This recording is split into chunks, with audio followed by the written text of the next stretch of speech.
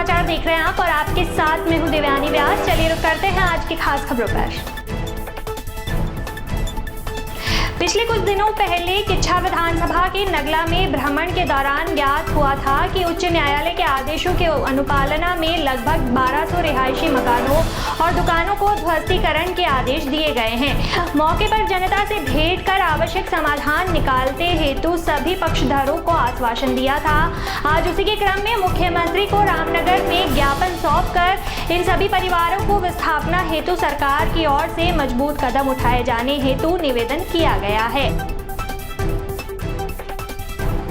Lalkuan Nagina colony बचाओ संघर्ष समिति के शिष्टमंडल ने आज लालकुआ तहसील कार्यालय पहुंचकर उपजिलाधिकारी मनीष कुमार सिंह से मुलाकात की, जिसमें उन्होंने रेलवे प्रशासन द्वारा की गई कार्यवाही के बाद उत्पन्न हुई समस्या से अवगत करवाया, जिस पर एसडीएम ने पुलिस प्रशासन को साथ लेकर रेलवे प्रशासन की कार्यवाही में सहयोग करने पर नाराजगी व्यक्त करते हुए कोतवाली को भविष्य में बिना किसी निर्देश के रेलवे कार्यवाही में सहयोग न करने के निर्देश दिए हैं, जिससे कि नगर में लॉ एंड ऑर्डर को कायम किया जा सके। इस दौरान उपजिलाधिकारी मनीष कुमार ने पत्रकारों को बताया कि बिना जिला प्रशासन की जांच किए रेलवे प्रशासन द्वारा नोटिस चस्पा कार्यवाही करना गलत है। उन्होंने कहा कि उनकी रेलवे प्रशासन से वार्ता हुई है, जिसमें रेलवे ने बताया कि उक्त भूमि रेलवे की है और स्टेशन का निर्माण कराया जा रहा है, जिसके चलते उक्त भूमि को जरूरत है, जिसके चलते इसके खाली कराया जा रहा है, जिस पर उपजिलाधिकारी मनीष कुमार ने रेलवे को निर्देश कर अपना पक्ष रखने को कहा है। उन्होंने कहा कि रेलवे को सख्त चेतावनी देते हुए कहा कि पहले वो जिला प्रशासन के समक्ष अपना नक्शा रखे कि भूमि उनकी है या नहीं। उन्होंने कहा कि चिन्हित करने से पहले प्रशासन से वार्ता की जाए। उन्होंने कहा कोरोना काल में रेलवे प्रशासन द्वारा एक तरफा कार्यवाही पर नाराजगी व्यक्त की है। उन्होंने कहा कि जिला प्रशासन पूरी तरह से नगीना कॉलोनी वासियों के साथ है और जल्द ही इस मामले में रेलवे प्रशासन से बात की जाएगी। देखिए, मेरे ज्वाइनिंग के कुछ दिन बाद ही रेलवे के एक सेक्शन इंजीनियर हैं, वो आए। उनका कहना यह है कि लालकुआ में जो रेलवे की ज़मीन है उस पर कुछ लोगों के द्वारा अतिक्रमण कर मकान वगैरह बनाए गए हैं। अब रेलवे को उस भूमि की आवश्यकता है, इसलिए उसको भूमि को खाली कराया जाना है। मेरे द्वारा उनको ये निर्देश दिए गए हैं कि आप पहले नक्शा लेकर के आएँ, पहले ये चिन्हित किया जाना चाहिए कि वो भूमि किसकी है, प्रॉपर चिन्हीकरण की कार्रवाई हो और उच्च अधिकारियों से जो है मार्गदर्शन प्राप्त किया जाए, उनको रेफ़र किया जाए, क्योंकि कहीं न कहीं ये प्रश्न कानून और व्यवस्था से जुड़ा हुआ है। और चूंकि वर्तमान में कोविड कर्फ्यू भी चल रहा है, इसलिए ऐसे समय में अतिक्रमण हटाने की कार्रवाई की जाए या नहीं की जाए, इस पर भी उच्च अधिकारियों का मार्गदर्शन आवश्यक होगा। बिल्कुल, मेरी वार्ता हुई और मेरे द्वारा बहुत कड़े शब्दों में उनको निर्देश दिया गया है कि चूँकि बिना स्थानीय प्रशासन को संज्ञान में लिए या बिना उनको विश्वास में लिए उनके द्वारा एक तरफा ढंग से नोटिसेस चिपकाए गए हैं। यहाँ के लोगों का ये भी कहना है कि पहले इस बात का चिन्हीकरण होना चाहिए कि ये ज़मीन रेलवे की है या किसी और विभाग की है या किसी निजी व्यक्ति की है। तो बिना स्थानीय प्रशासन को सूचना लिए इस प्रकार की कार्रवाई से शांति व्यवस्था प्रभावित हो सकती है। मेरे द्वारा स्पष्ट उनको बता दिया गया है और भविष्य में यदि उनको किसी भी प्रकार की कार्रवाई करनी है या किसी भी प्रकार की कार्रवाई की आवश्यकता वो समझते हैं, तो पहले उनको स्थानीय प्रशासन को विश्वास में लेते हुए उसके बाद कार्रवाई किया जाए, ऐसा निर्देश मेरे द्वारा उनको दिया गया है। पंतनगर थाना क्षेत्र के नगला बाईपास निवासी कार्तिक राय पुत्र स्वर्गीय नागेंद्र राय बुजुर्ग की सदमे से मौत हो गई। मृतक के परिजनों ने आरोप लगाया कि कल मंगलवार को वन विभाग द्वारा अतिक्रमण हटाने संबंधी नोटिस मिलने के बाद वो बदहवास हो गए थे। उन्होंने घर उजड़ने की आशंका में खाना पीना भी छोड़ दिया और आज दोपहर सदमे से उनकी मौत हो गई। मृतक बुजुर्ग के पुत्र गोपाल राय ने बताया कि उनकी 3 पीढ़ियां लगभग 60 सालों से नगला में रहकर जीवन यापन करती रही है। अब किसी की दिमागी खुराफात पर हाईकोर्ट ने नगला को उजाड़ने का फरमान जारी कर दिया है। हम लोगों का तो यही घर बार है, उजड़ जाने पर हम लोग कहां जाएंगे। उन्होंने सरकार से मांग की है कि उन्हें न उजाड़ा जाए।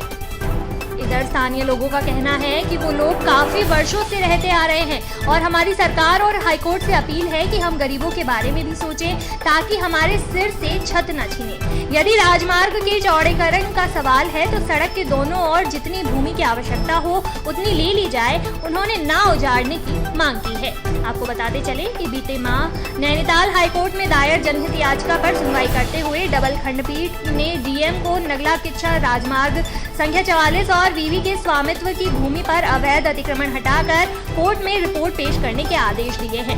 इसी क्रम में डीएम ने 18 मई को पंतनगर, वीवी, पीडब्ल्यूडी, वन विभाग और रेलवे से अपने अपने स्वामित्व की भूमि की नाप खोज कर अतिक्रमण हटाने के निर्देश दिए, जिस पर पंतनगर विश्वविद्यालय, पीडब्ल्यूडी के बाद अब वन महकमे ने 135 को थमाए नोटिस। साथ ही वीवी की भूमि पर अवैध रूप से काबिज 62 अतिक्रमणियों को चिन्हित कर वीवी प्रशासन ने बीते 10 जून को नोटिस जारी कर 2 दिन में अतिक्रमण हटाने के निर्देश दिए थे। इसके बाद 17 जून को पीडब्ल्यूडी ने 492 लोगों द्वारा उनकी भूमि पर अतिक्रमण चिन्हित कर उन्हें 15 दिन में भू खाली करने का नोटिस थमा दिया, जिससे यहाँ के निवासियों और व्यापारियों में एक बार फिर हड़कंप मच गया। लेकिन मामले में जनप्रतिनिधियों ने दखल और नगलावासियों के कोर्ट में प्रत्यावेदन दाखिल करने से मामला लटक गया है। इधर इन महकमों द्वारा अपने अपने स्वामित्व की नाप खोज के साथ ही हाईकोर्ट ने अतिक्रमणकारियों को कोई राहत नहीं देते हुए 14 जुलाई को मामला सहित प्रत्यावेदन पर सुनवाई की मिति मुकर्रर की है, जिसके बाद मंगलवार को वन महकमे ने चिन्हित 135 अतिक्रमणकारियों को नोटिस थमा दिया है। हम लोग यहाँ करीब 50 साल से रह रहे हैं, 40-50 साल से रह रहे हैं। नोटिस कल आया शाम को, उनकी तबीयत बिल्कुल ठीक थी, अचानक ही हुआ है। नोटिस मिलने के बाद हुआ? हाँ जी, नोटिस मिलने के बाद हुआ। क्या लगता है चिंता सता रही थी, क्या हो रहा था कि जब हटाने की बात जब चल रही थी तो? हाँ, थोड़ा सा पेपर आया तो थोड़ा सा टेंशन में तो थे वो। नोटिस किसने दिया? नोटिस वन विभाग वालों ने दिया। क्या मांग कर रहे हैं आप लोग? हम मांग यही कर रहे हैं, जब 65 साल से सारे लोग रह रहे हैं, उनको रहने दिया जाए। हम कह रहे हैं हमारा घर बच जाए, रोड के लिए जितना चाह रहे हैं उन लोग उतना ले ले, बाकी हमारा घर बाड़ी छोड़ दे। अब तोड़ देगा, हम लोग जाएंगे कहाँ? कितने सालों से बसते आ रहे हैं यहाँ पे? यहाँ तो हमारा हो गया 60-70 साल हो गया। तो अब क्या हो रहा है? 3 पीढ़ी शुरू हो गया, हमारे सास ससुर के ज़माना से शुरू है। नोटिस किसने दे रखा आपको? जंगलात वन विभाग वाला दे गया कल। हटाने के लिए कह रहे हैं? उनने ऐसा कुछ नहीं कहा, खाली नोटिस दे के किया। नोटिस देख के ही सबका तबीयत खराब हो गया। खराब क्या गया कि निशान मर ही गया। कल से ही उनकी तबीयत खराब हो गया, तो उनका हाथ में ही दिया। आज वो बोलते बोलते उनके दम तोड़ दिया उनने। ना उनको कोई बीमारी था, ना कुछ था। क्या मांग कर रहे हैं आप लोग? मांग क्या? अब हमारा घर चाहिए, ज़मीन चाहिए, हम कहाँ जाएंगे? अरे सर, हमारी 3 पीढ़ियाँ निकल रही हैं। 3 पीढ़ी साल हो गए। तो अब हटाने के लिए कौन कह रहा है? अब ये सभी लोग कह रहे हैं, जवानगर वाले, यहाँ वाले, जंगलात वाले। तो क्या मांग कर रहे हैं आप लोग? क्या कह रहे हैं? हम तो कह रहे हैं हमारा जहाँ हमारी जगह है इसको मत तोड़ो, जो खाली जगह है तो उसको ले लो। जिसके है, हमारे पास कुछ है नहीं, हम तो ऐसे अपने बच्चों को ऐसे ही पाल लें।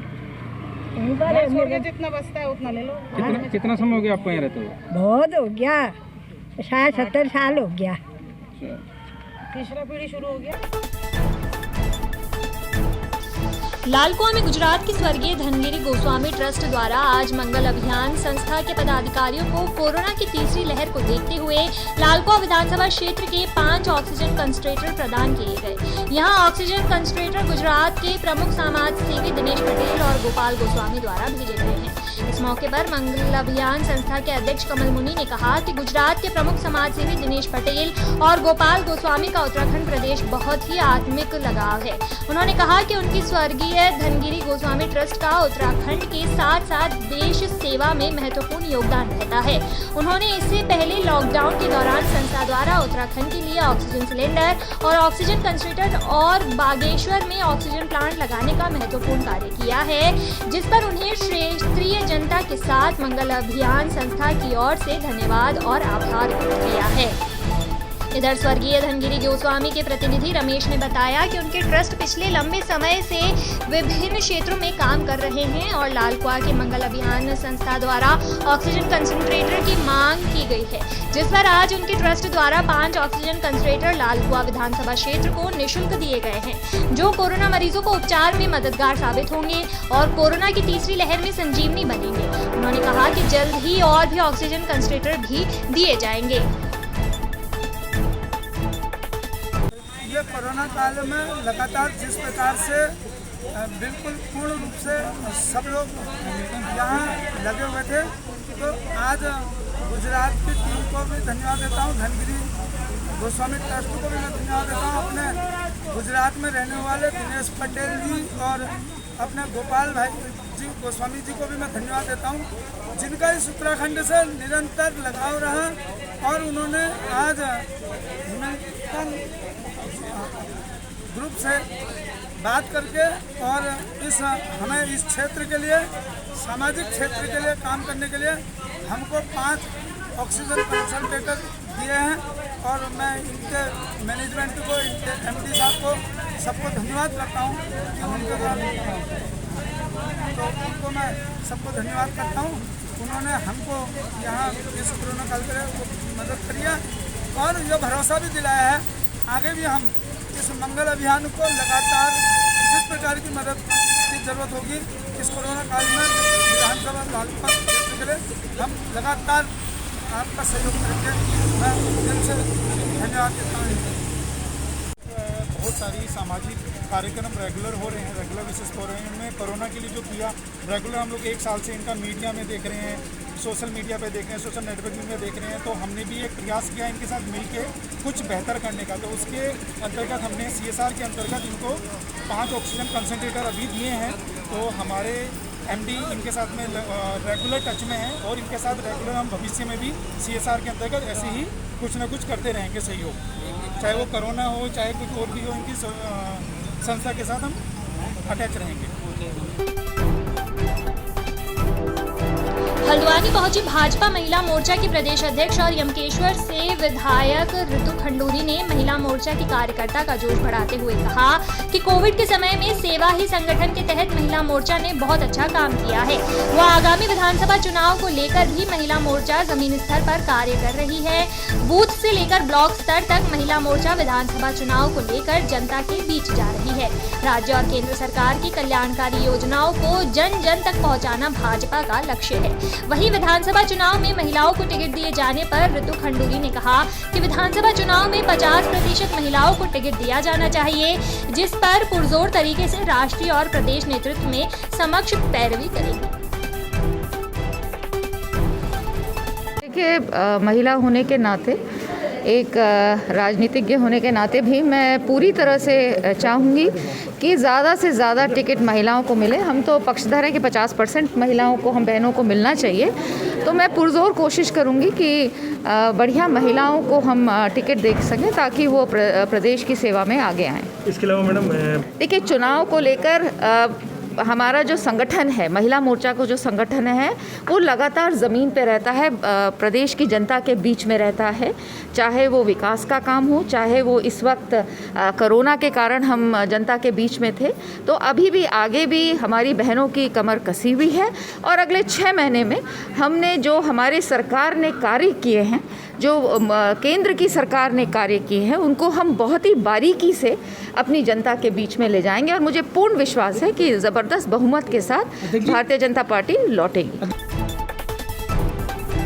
वहीं राष्ट्रीय महामंत्री भाजपा और राज्यसभा सांसद भूपेंद्र यादव के जन्मदिवस पर पूर्व विधायक डॉक्टर फूलचंद भिंडा की अध्यक्षता और भाजपा प्रदेश महामंत्री और यादव युवा महासभा के प्रदेश अध्यक्ष महेंद्र यादव के मुख्य आतिथ्य में कस्बे के मैक्स संजीवनी हॉस्पिटल में रक्तदान शिविर का आयोजन किया गया।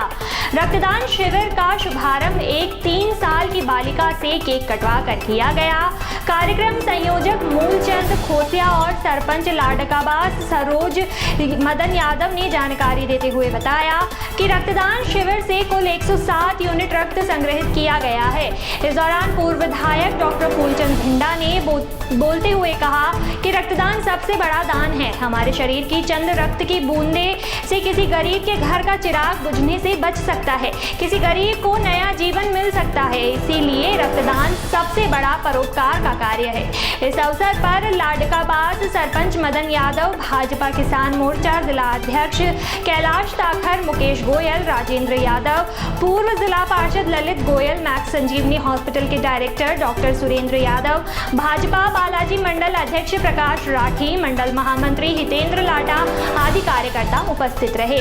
कार्यक्रम आयोजक ने सवेरे संकल्प हरियाली गौ सेवा समिति में मदद के क्षेत्र में आसपास के गौशालाओं में गौमाता को हरा चारा, गुड़ आदि खिलाया गया। इस दौरान संकल्प हरियाली के संयोजक निरंजन सेन, पंकज जिंदल, संदीप सेन, सुभाष यादव, सुशील योगी और आदि लोगों ने सदस्य उपस्थित रहे। तो दोस्तों आज के इस बुलेटिन में इतना ही, और भी खबरों के लिए जुड़े रहिए जनता समाचार के साथ।